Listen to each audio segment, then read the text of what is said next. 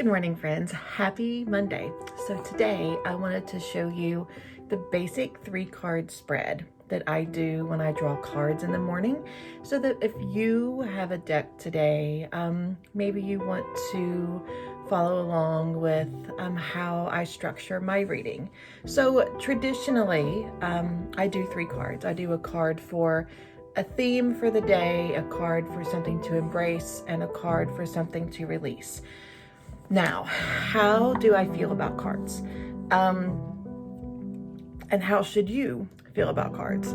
There is no right or wrong way to view the impact of either oracle or tarot cards in your daily practice, in your reflection practice, in how you structure your life. Whatever fits for you is what I want to encourage you to, how the role that they take in your life. It's completely individual for each of us. I tend to view my cards as a breath of fresh air, another way to look at whatever I'm sitting in the middle of. So do I think that they are divinely given to me? Sometimes. Do I think that it's my intuition speaking to me?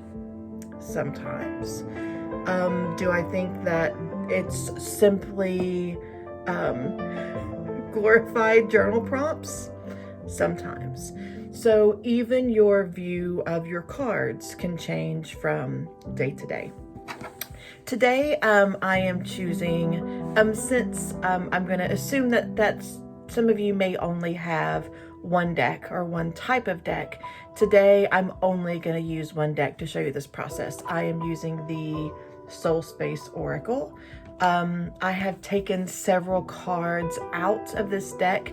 You can scroll down through my YouTube videos and watch the walkthrough of this deck where I talk about it. And then it's pretty easy. I grab the deck, I shuffle. I tend to shuffle in groups of 3. 3 is my favorite number. It has been as long as I can remember. And some days I think about the day that's coming up. I think about what I want to know. And other days, like today, the Blind Melon cover of 3 is the magic number. It's floating around in my head. This process can be as sacred or as casual, or as I prefer, a little bit of both, as you believe. Now, I had a card fall out, and the way I handle this also varies from day to day. Some days my intuition said, Chrissy, you were sloppy. This card was not meant for you. Actually, there were 2 cards that fell out today. So I am going to choose to bring those 2 cards into my embrace and release position, and then draw another card for my theme for the day. There are no hard and fast rules to how you handle the cards that fall out. And then once I have my 3 cards,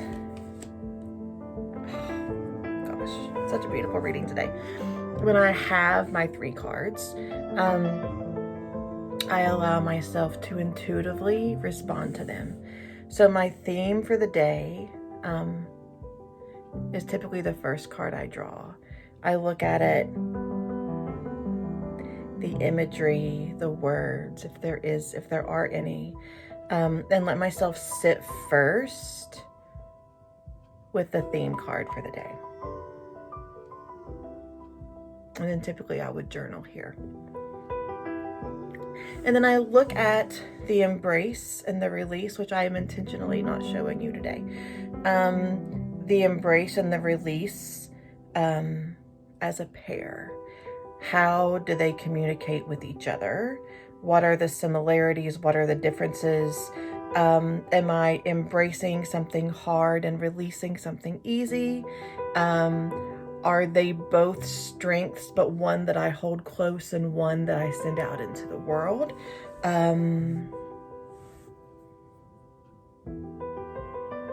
journal about it. If the deck has a guidebook, I will let my intuition, or tarot as well, I'll let my intuition react to the imagery on the card first, and then go look at the guidebook or my homemade tarot little white book.